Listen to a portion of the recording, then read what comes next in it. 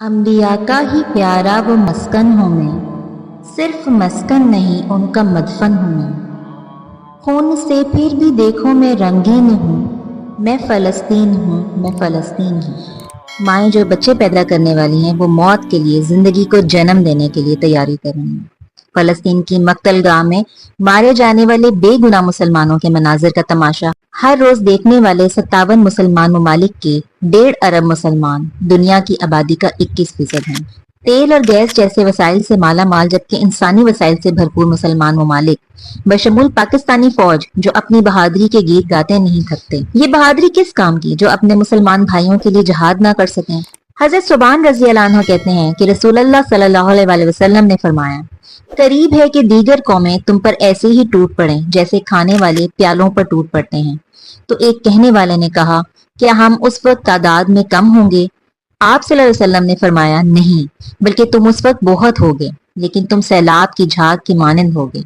अल्लाह ताला तुम्हारे दुश्मन के सीनों से तुम्हारा खौफ निकाल देगा और तुम्हारे दिलों में वहन डाल देगा। तो एक कहने वाले ने कहा, अल्लाह के रसूल, वहन क्या चीज है? आप सल्लल्लाहु अलैहि वसल्लम ने फरमाया, ये दुनिया की मोहब्बत और मौत का डर है।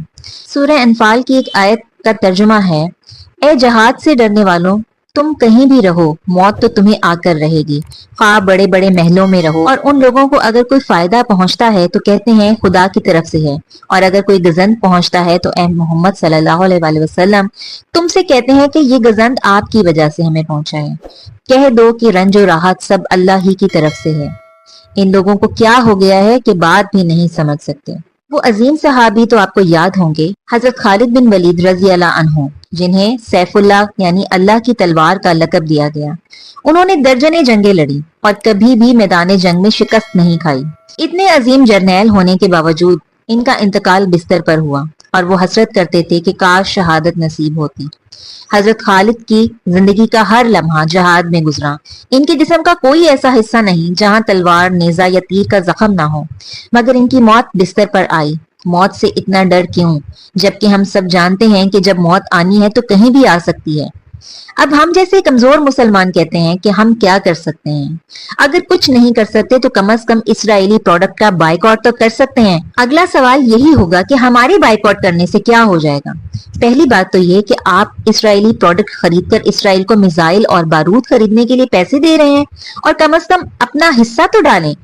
जिस तरह कबूतर ने हजरत इब्राहिम अलैहिस्सलाम की आग में अपनी चोंच में पानी भर के डाला, वो नन्ही सी जान भी अगर ये सोच लेता कि इसकी नन्ही सी चोंच में भरा हुआ पानी देव कामत आग का क्या बिगाड़ लेगा, तो वो भी इस नेकी के काम में पीछे रह जाता।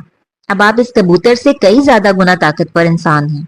जिस तरह कबूतर ने हक का साथ दिया और अपना हिस्सा डाला, तो आप भी अपना हिस्सा जरूर डालें, वरना रोजे महशर अल्लाह और इसके रसूल को क्या मुंह दिखाएंगे। किसी का मेहमान बनकर भी इसराइली प्रोडक्ट इस्तेमाल ना करें और खुलकर भरी महफिल में इनकार करें। अब वक्त आ गया है इसराइली प्रोडक्ट के साथ साथ इसराइली प्रोडक्ट रखने वाली दुकान का भी बॉयकॉट करें। या रसूल अल्लाह, हम शर्मिंदा हैं, हम कुछ नहीं कर सके अपने मुसलमान बहन भाइयों के लिए। या रसूल अल्लाह, आप हमसे खफा मत होइएगा, हमारे ईमान बहुत कमजोर है, हम कुछ नहीं कर सके।